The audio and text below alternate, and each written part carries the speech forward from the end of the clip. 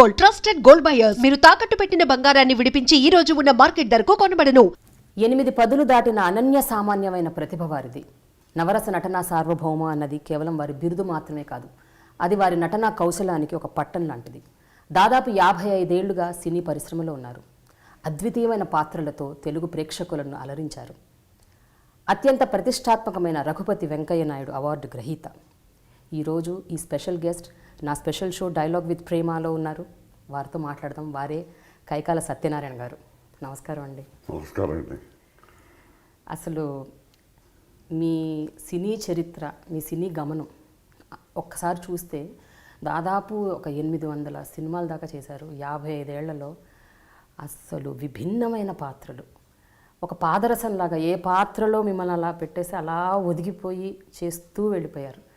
మీకు అంటే మీ మనసుకు నచ్చిన పాత్ర ఏంటండి? ఇన్ని పాత్రల్లో ఏ తరహా పాత్ర? అది చెప్పాలంటే ఇట్స్ కాంప్లికేటెడ్. ఎందుకంటే ఒక తల్లిదండ్రులకు పుట్టిన బిడ్డలు దుర్మార్గుడైనా సరే వాళ్ళు బాగానే చూస్తూ ఉంటారు.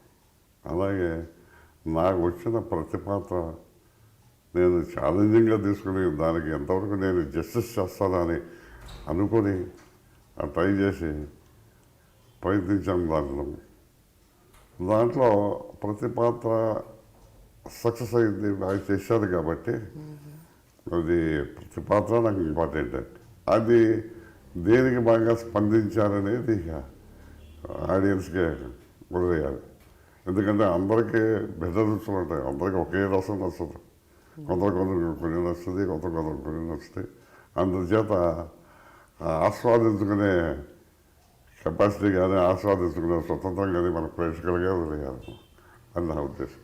అందుచేత నా దైవం ఏదైతే నాకు వచ్చిన ప్రతి పాత్ర నాకు ఇంపార్టెంట్. దానికి ఎంతవరకు నేను జస్టిస్ చేస్తున్నానా, ఇంకేం కృషి చేయాలని ప్రతి పాత్రలోనే చేయాలి కృషి. అప్పుడే ఆర్టిస్ట్కి తృప్తి చేకూర్చాను. కానీ సత్యనారాయణ గారు, ప్రేక్షకులు మాత్రం మిమ్మల్ని ఒక విలన్గా అబ్బా ఆహా ఏం చేశారు అన్నారు, ఒక క్యారెక్టర్ ఆర్టిస్ట్గా అలాగే అన్నారు, ఒక కామెడీ విలన్గా అన్నారు. అసలు మీరు ఏ క్యారెక్టర్ అంటే ఇప్పుడు ఈ ఫలానా క్యారెక్టర్ సత్యనారాయణ గారు తప్ప ఇంకెవరు చేయలేరు అన్న ఒక స్థితికి మీరు తీసుకెళ్ళిపోతారు. ఒక అత్యుత్తమమైన ఒక ఆనందం ఉంటుంది చూడండి, ఆ స్థాయికి తీసుకెళ్ళిపోతారు. అవునండి. ఎందుకంటే బిగినింగ్ నుంచి నేను ఇంట్రడ్యూస్ అయింది హీరోగా ఇంట్రడ్యూస్ అయినా అది ఫెయిల్యూర్ అయ్యాను. నాకు విఠలాచార్య గారు ఒక సలహా చెప్పారు నా మీద ఉండే అభిమానంతో. ఇది హీరో అనగానే చాలా కాంపిటీషన్గా ఉంది, మీ వెనకాల మీకు బ్యాక్గ్రౌండ్ హెల్ప్ చేసేది ఎవరు లేరు, అందుచేత విలన్స్ కొరత ఏర్పడింది, ఇక్కడ ఎవరు లేరు. అప్పుడు ఉన్న లైమ్ లైట్లో ఉన్న నాగేశ్వరరావు కూడా చనిపోయాడు. ఉన్నది రాజమహల్ గారు అప్పుడు, మొక్కమ్మల గారు ఏజ్ అయిపోయింది.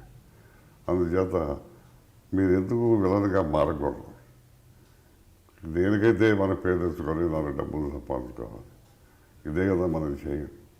విలన్ మాత్రం వేషాలు మాత్రం పేరు రావట్లేదా అని నా మాటని విలన్గా మారండి, నేనే మీకు ఫస్ట్ ఛాన్స్ ఇస్తాను విలన్గా అని.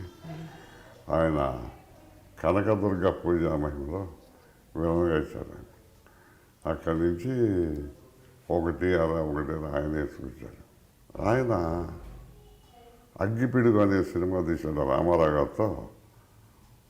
అపూర్వ సహోదరులని ఇదివరకు జమినీ వాళ్ళు తీశారు. దాని గురించి అయితే కార్స్కన్ బ్రదర్స్ అని ఇంగ్లీష్లో